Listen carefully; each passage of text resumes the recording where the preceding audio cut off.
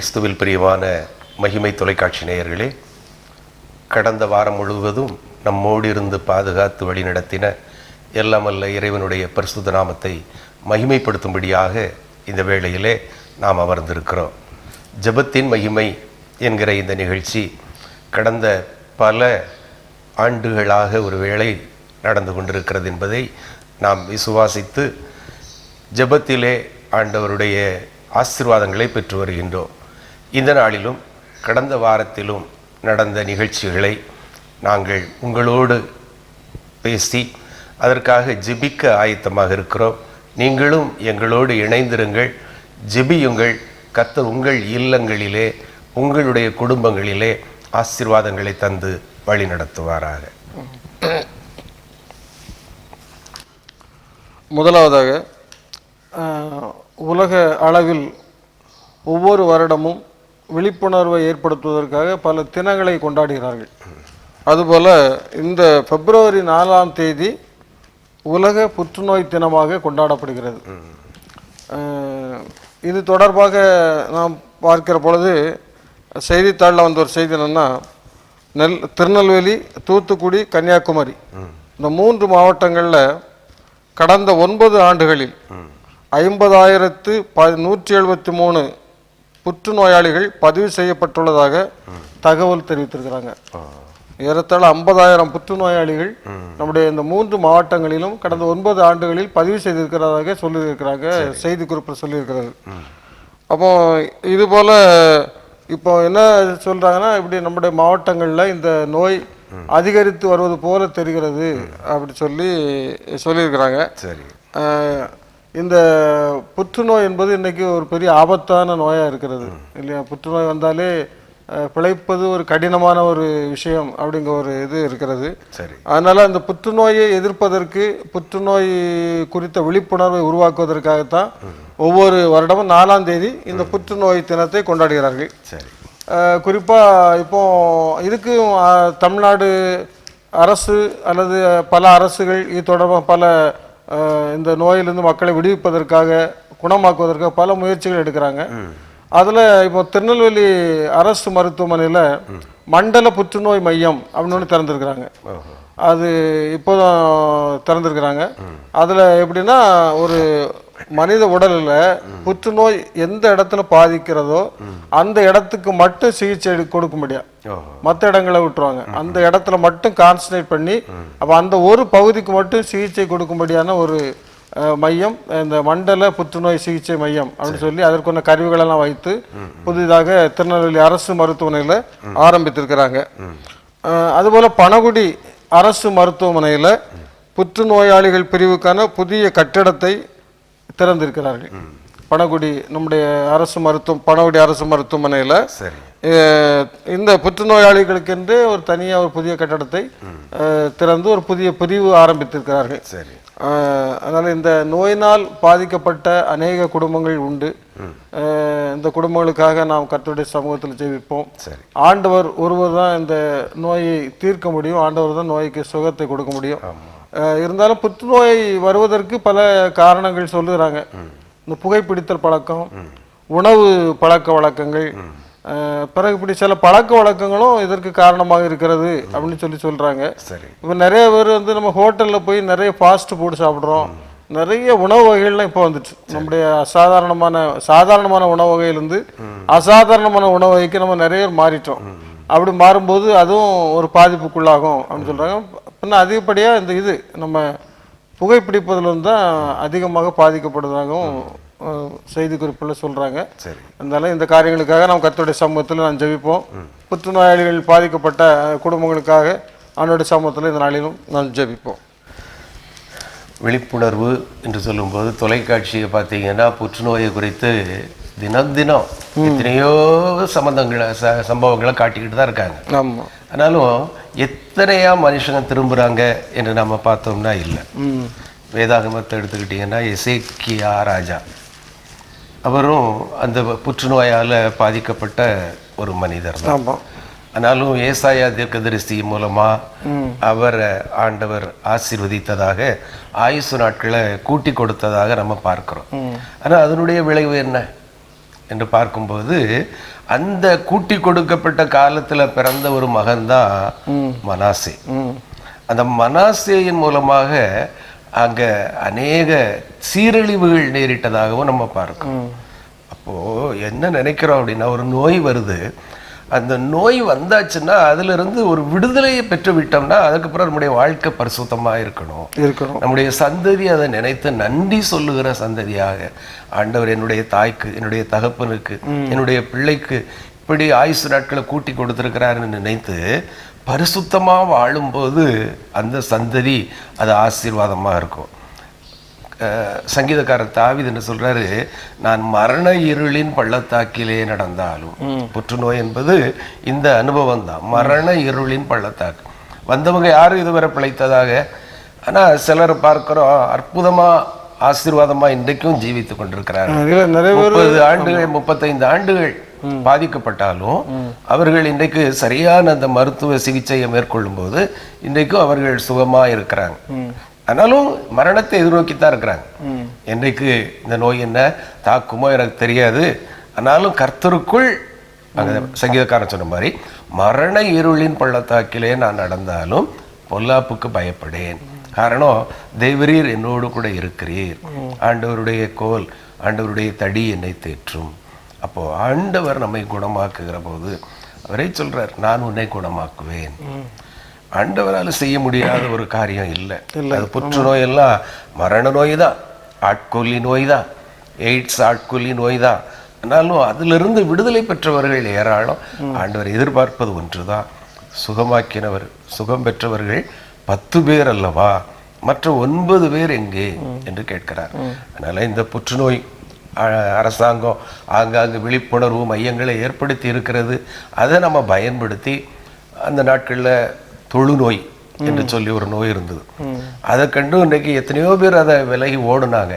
தொழுநோயாளிகளை பார்க்கக்கூடாது, தொடக்கூடாது, அவங்க இருக்கிற இடத்துல இருக்கக்கூடாது. இன்னைக்கு அவைகளெல்லாம் மறைந்து விட்டது.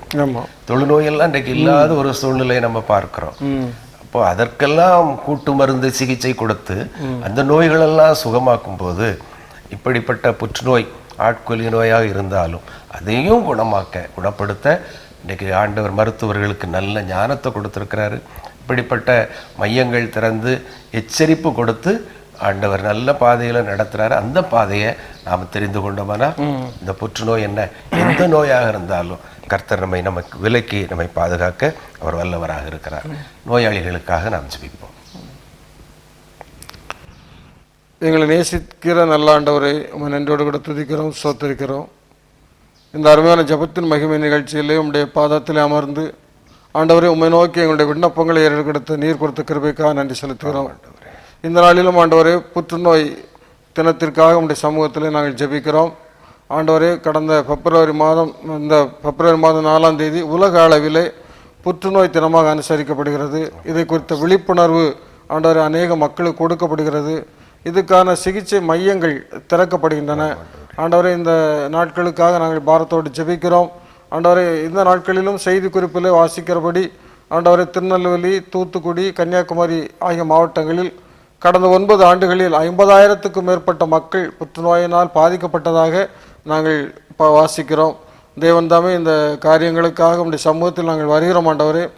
ஆண்டவரே எங்களுடைய பிள்ளைகள், ஆண்டவரே எங்களுடைய நேசிக்கிற பிள்ளைகள் இப்படிப்பட்ட வியாதினால் பாதிக்கப்பட்டு விடாதபடி ஆண்டவரை பாதுகாத்து கொள்ள வேண்டும் என்று ஜெபிக்கிறோம்.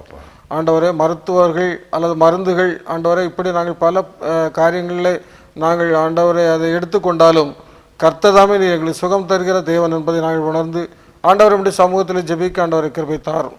இந்த நாட்களிலும் ஆண்டவரை புற்றுநோயினால் பாதிக்கப்பட்டு ஆண்டவரை சிகிச்சை பெற்று வருகிற அநேக குடும்பங்களுக்காக ஜெபிக்கிறோம். ஆண்டவரே உடைய பிள்ளைகளுக்கு மனம் இறங்க வேண்டும் என்று ஜெபிக்கிறோம்.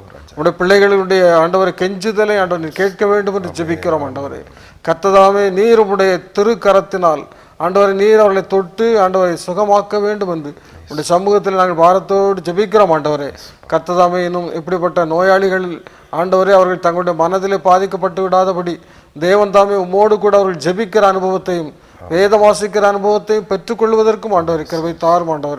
ஆண்டவரே உடைய பிள்ளைகளை நேசிக்கிற ஆண்டவரே இந்த நாட்களிலும் எல்லா குடும்பங்களையும் நேசித்து நீர் ஆண்டவரை ஆசீர்வதிக்கும் ஜெபிக்கிறோம். ஆண்டவரே இப்படிப்பட்ட வியாதிகளினால் பாதிக்கப்பட்டு ஆண்டவர் அநேக குடும்பங்களிலே ஆண்டவர் சமாதானத்தை இழந்து சந்தோஷத்தை இழந்து காணப்படுகிற காரியங்களை எல்லாம் பார்க்கிறோம். ஆண்டவரே கர்த்ததாமே நீர் மனமிறங்க வேண்டும் என்று ஜெபிக்கிறோம். உங்களுடைய சமூகத்தில் பாரத்தோடு ஜெபிக்கிறோம். தேவன் மனமிறங்க வேண்டும் என்று ஜெபிக்கிறோம். ஆண்டவரே உங்களுடைய பிள்ளைகளுக்கு இந்த நாட்களில் ஒரு மிகப்பெரிய ஆறுதலை கொடுக்கணும்னு ஜெபிக்கிறோம். உங்களுடைய பிள்ளைகளுக்கு அவர்கள் எதிர்பார்க்காத சுகத்தை ஆண்டவரை கட்டளையிட வேண்டும் என்று சமூகத்தில் ஜெபிக்கிறோம். ஆண்டவரே கர்த்ததாமே உங்களுடைய ஜெபத்தை கேளும். மீட்பர் இயேசுவின் ஜெபிக்கிற நல்ல பிதாவே, ஆமென். இன்னொன்று ஒரு நோய் வலிப்பு நோய், சரி, ஃபிட்ஸ்ன்னு சொல்லுவாங்க. அது அந்த காலத்தில் இப்போ ஓரளவு குறைந்து வந்தாலும் அநேகரை பாதிக்கப்பட்டிருக்கிறதாகவும் செய்தி சொல்கிறாங்க. இதுக்கு ஒரு வலிப்பு நோயை முன்கூட்டியே எச்சரிக்கின்ற தலைக்கவசத்தை கேரளாவை சேர்ந்த பேராசிரியர்களும் ஒரு ஆய்வு மாணவரும் கண்டுபிடிச்சிருக்கிறாங்க. ஆமாம், கேரளாவின் காசர்கோடு மாவட்டத்தில் உள்ள மத்திய பல்கலைக்கழகத்தின் கணினி அறிவியல் துறை தலைவர் ராஜேஷ், பேராசிரியை தஸ்லீமா, ஆய்வு மாணவர் பாசில், இவங்க இந்த ஒரு இதை கண்டுபிடிச்சிருக்கிறாங்க. அவருடைய அனுபவம் என்னென்னா, அவர் 2016ஆம் ஆண்டில் அவர் ட்ரெயினில் வந்துட்டு இருக்கிறார் கேரளாவுக்கு. சரி, வேறு அந்த ராஜேஷுங்க அவருடைய கணினி அறிவியல் துறை தலைவர் ராஜேஷ், அவர் ஒரு ப்ரொஃபஸர். அவர் ட்ரெயினில் வந்துட்டு இருக்கும்போது திடீர்னு அவருடைய சீட்டுக்கு ஏத்தால ஒரு மனிதனுக்கு இந்த வலிப்பு நோய் வந்துச்சு. இந்த வலிப்பு நோய் வந்த பிறகு அவருக்கு கீழே பிரயாணத்துக்கு அந்த கீழே விழுந்ததுனால பெரிய காயம் ஏற்பட்டு பயங்கர பாதிப்புக்குள்ளே இருக்குது. சரி, அப்போ தான் அவர் யோசிக்கிறார், இதற்கு நம்ம ஏதாவது ஒரு தீர்வு காண வேண்டும் இந்த வலிப்பு நோய்க்கு. அப்படிங்கும்போது தான் இந்த ரொம்ப ஆராய்ச்சி பண்ணி இந்த ஒரு ஹெல்மெட்டு போல ஒரு கவசத்தை கண்டுபிடித்திருக்காங்க. இந்த கவசத்தை மாட்டியாச்சுன்னா அது அந்த வலிப்பு நோய் வருவதற்கு ஒரு சில நிமிடங்களுக்கு முன்னதாக அது எச்சரித்து விடும், நோய் வருவதற்குள்ள அறிகுறியை. அப்போ உடனடியாக அவங்க என்ன செய்யலாம், பக்கத்தில் உள்ள நபர்களிடம் அல்லது தெரிந்த நபரிடம் உதவி கேட்டு அவர்கள் அதற்கான ஒரு இதை பெற்றுக்கொள்ளலாம். ஏன்னா வலிப்பு நோய் வந்தோடனே இப்போ பிரயாணத்தில் போயிட்டு இருக்காங்க அல்லது குளிச்சுக்கிட்டு இருக்கும்போது வலிப்பு நோய் வந்துடும். அப்படி பலர் ரொம்ப கஷ்டப்பட்டுக்கிறாங்க, பலர் இறந்துருக்கிறாங்க. அப்போ இந்த நோய் வருவது எப்போ வரும் சொல்ல முடியாதுன்னு சொல்றாங்க. பிட்ஸ் எப்போ வரும் அப்படிங்கிறது தெரியாது. அப்போ இதை கண்டுபிடிக்கிறதுக்காக தான் இந்த ஒரு ஹெல்மெட்டை இப்போ கண்டுபிடிச்சிருக்கிறாங்க. இது இந்த கருவி சிறிய வடிவமாக உலோக வட்டு மின்முனைகள் இந்த ஹெல்மெட்டின் உச்சந்தலையில் தொடுவது போல இருக்கும். இந்த மின்முனைகள் இதுதான் நம்முடைய அந்த வரதை எச்சரிக்கக்கூடிய ஒரு இது பகுதி. சரி, இதை செய்திருப்பது ரொம்ப ஒரு இப்போ இந்த நாட்கள் கண்டுபிடித்த ஒரு கண்டுபிடிப்பு. இந்த செய்தித்தாளில் தான் இப்போ தான் வந்திருக்கிறது. இது ஒரு புதிய கண்டுபிடிப்பு. இருந்தாலும் வலிப்பு நோயை பொறுத்தளவில் அதிகமான அளவில் எண்ணிக்கையில் இல்லை நோய். சரி, இருந்தாலும் ஒரு கண்டுபிடிப்பு அவர்கள் கண்டுபிடித்தனால நம்ம இதை இன்னைக்கு செய்தியாக சொல்றோம். கவசம் இப்போ எல்லாத்துக்குமே இப்போ தலைக்கவசம் வாகனத்தில் செல்றவங்களுக்கு அது அவசியமான ஒன்றாக இருக்கிறது. அதே போல இந்த கொரோனா நோய்க்கு முகக்கவசம் அவசியமாக இருக்கு.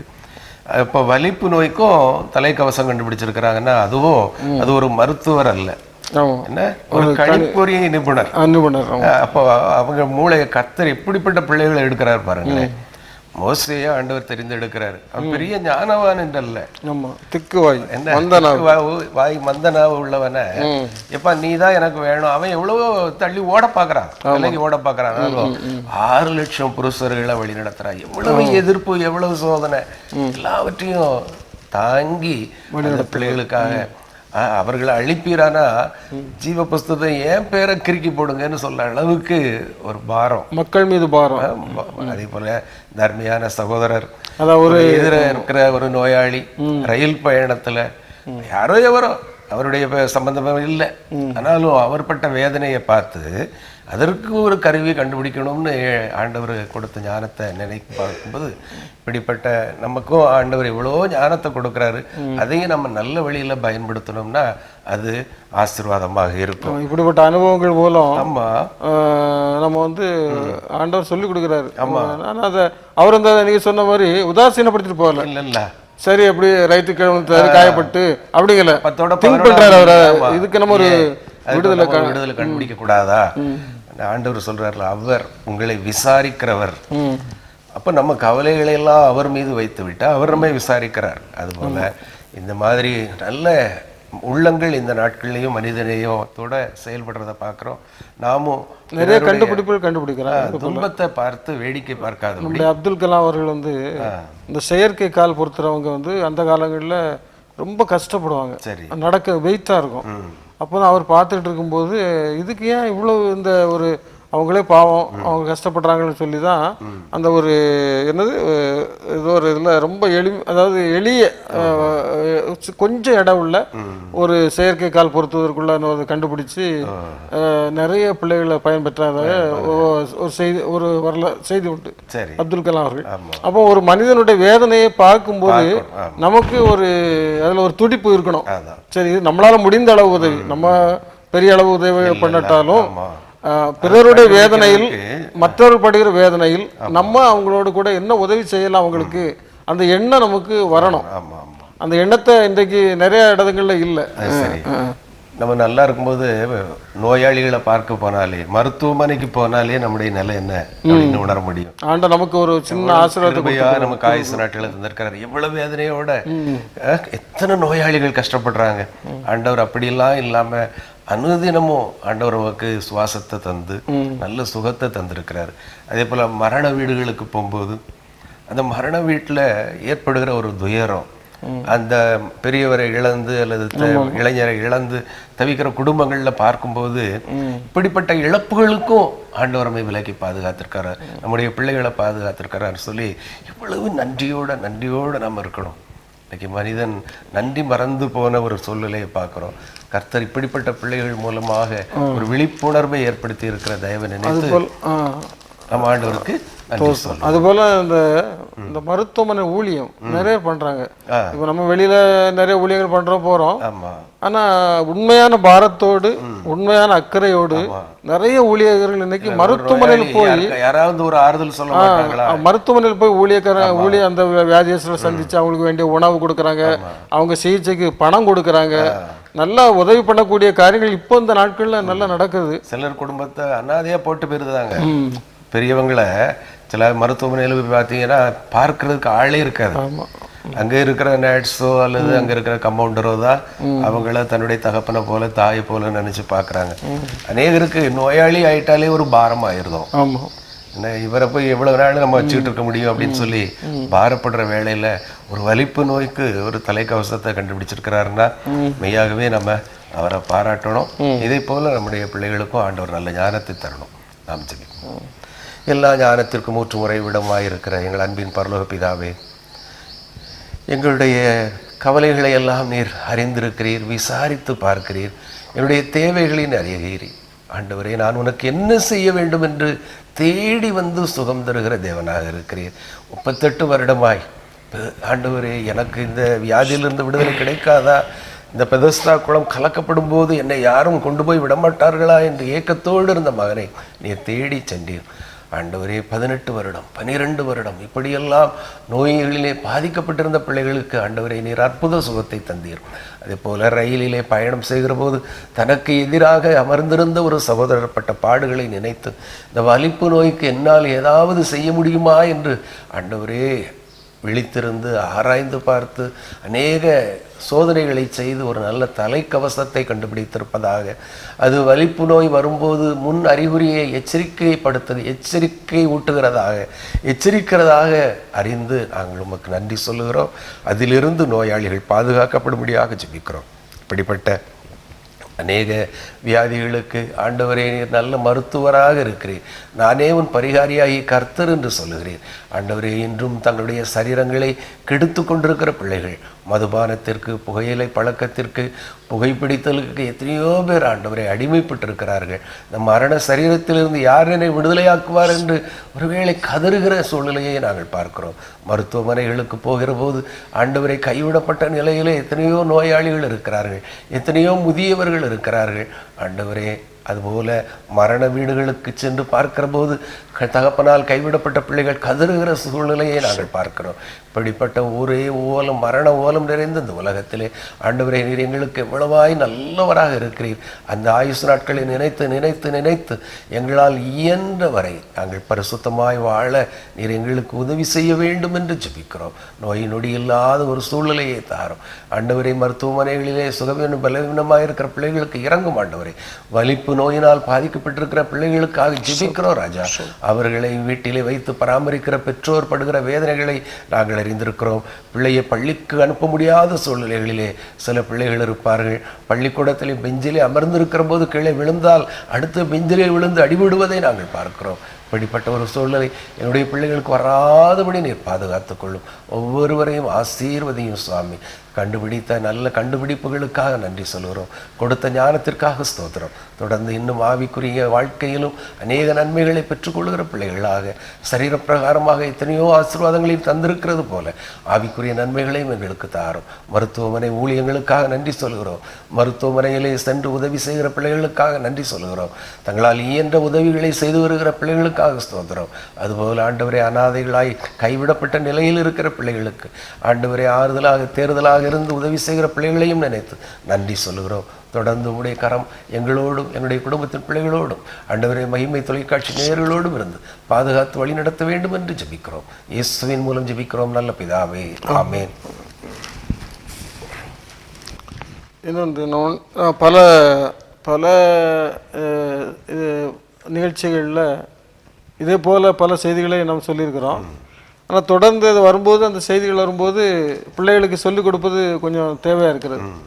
இதில் பார்க்குறோம், புதுச்சேரி பக்கத்தில் வில்லியனூர் மணவள்ளி அன்னை தெரேசா நகர் தண்டுக்கரை வீதியைச் சேர்ந்தவர் பச்சையப்பன்.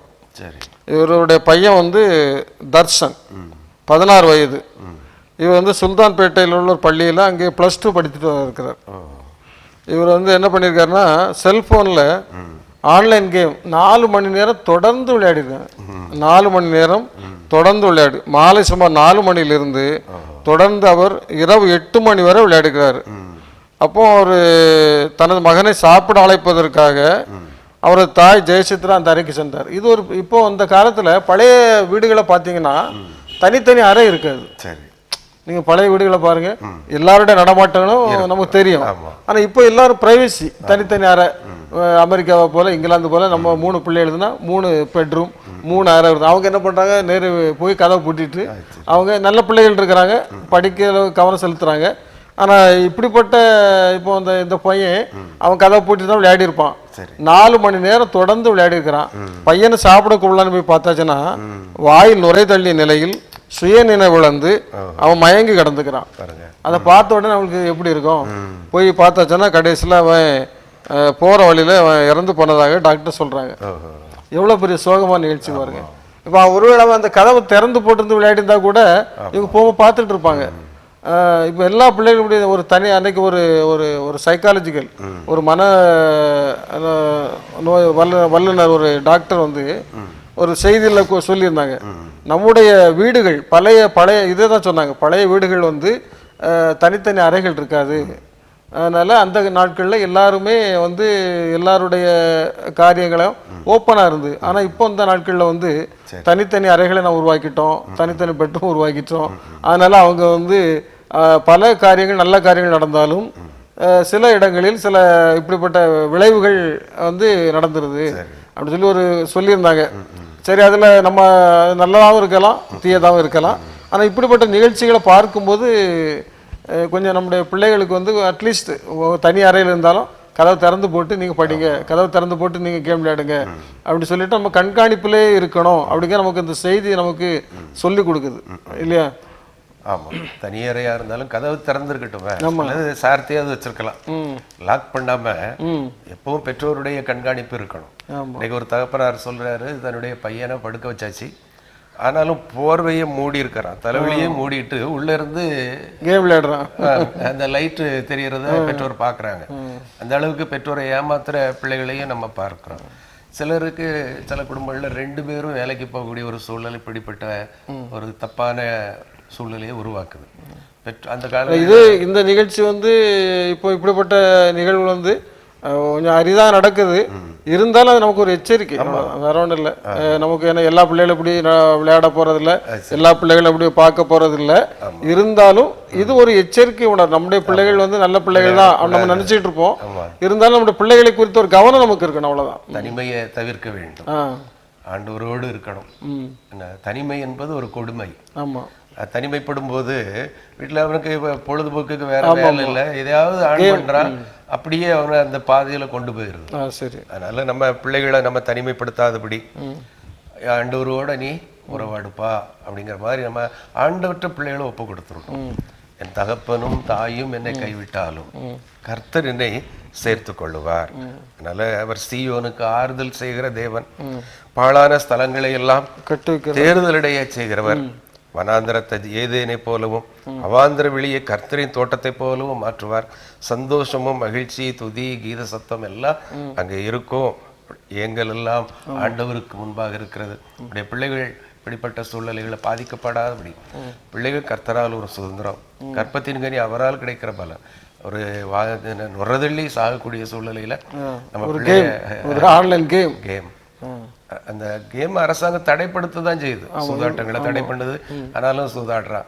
எதை செய்யக்கூடாதோ அதையெல்லாம் நம்ம செய்யறோம். கீழ்ப்பிடியாமையின் பிள்ளைகள் அந்த ஏதேன் தோட்டத்திலேயே பார்க்குறோம்ல, ஆதாமியவாள் கீழ்ப்பிடியாமை நிமித்தமாக இன்னைக்கு அதையே சாபம். ஆனா ஒருத்தர் கீழ்ப்பிடிந்தார அது நிமித்தமாக வரக்கூடிய மேன்மைகளை நம்ம பெற்றுக்கொள்ள தயங்குகிறோம்.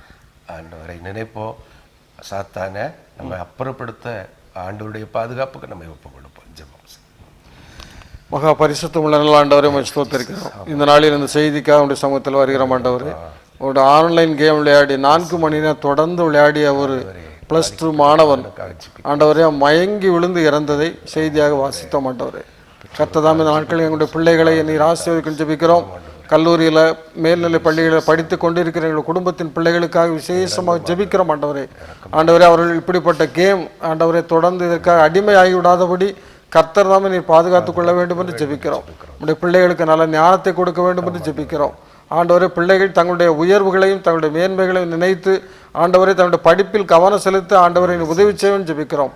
தங்களுடைய பெற்றோர்கள் தங்களை படிக்க வைப்பதற்காக எப்படி சிரமப்படுகிறார்கள் என்பதையெல்லாம் நினைத்து ஆண்டவரை அவர்கள் தங்களுடைய கல்வியிலே நாட்டம் கொள்ள ஆண்டவரை கிருபை செய்ய வேண்டும் என்று ஜெபிக்கிறோம். இப்படிப்பட்ட சம்பவங்கள் ஆண்டவரை எங்களுக்கு ஒருவேளை எச்சரிக்கையை கொடுக்கக்கூடிய சம்பவங்களாக இருக்கிறதாக நாங்கள் பார்க்கிறோம். ஆண்டவரை இந்த நாட்களிலும் நீர்தாமே உடைய பிள்ளைகளை நேசிக்கிற ஆண்டவர், சிறு பிள்ளைகளை நேசிக்கிற ஆண்டவர்.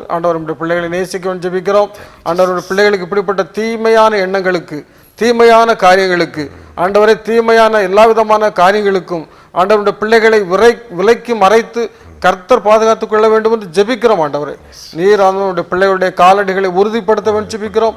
பிள்ளைகளுக்கு தேவையான எல்லா விதமான ஆண்டவரை நல்ல ஆசீர்வாதங்களை கொடுத்து நீர் ஆண்டவர் உயர்வடைய செய்ய வேண்டும் என்று உடைய சமூகத்தில் ஜெபிக்கிறோம். ஆண்டவரை மீட்பர் இயேசுவின் ஜெபிக்கிற நல்ல பிதாவே, ஆமென். கிறிஸ்துவுக்குள் மிகவும் பிரியமான மகிமை தொலைக்காட்சி நேயர்கள் அனைவருக்கும் மீண்டுமாக உங்களுடைய நன்றிகளை தெரிவித்துக் கொள்கிறோம். இந்த நாளின் நிகழ்ச்சிகளை நீங்கள் பார்த்தீர்கள். தொடர்ந்து இப்படிப்பட்ட செய்திகளை வாசித்து ஜெபிக்கிற இந்த நிகழ்ச்சிக்கு நீங்கள் அனைவரும் வந்து அதை பார்த்து எங்களோடு கூட ஜெபிக்க முடியாது உங்களை அன்போடு கூட கேட்டுக்கொள்கிறோம். கர்த்தர் சித்தமானால் வருகின்ற இதே நாட்களிலும் இதே நேரத்தில் இப்படிப்பட்ட நிகழ்ச்சியில் நீங்கள் கலந்து கொள்வதற்கு ஆண்டவர் உதவி செய்வாராக. அதுவரை கர்த்தருடைய கிருபையின் பிரசன்னம் உங்களை மூடி மறைத்து பாதுகாத்துக் கொள்ள வேண்டும் என்று நாங்கள் ஜெபிக்கிறோம், வாழ்த்துகிறோம். நன்றி, வணக்கம்.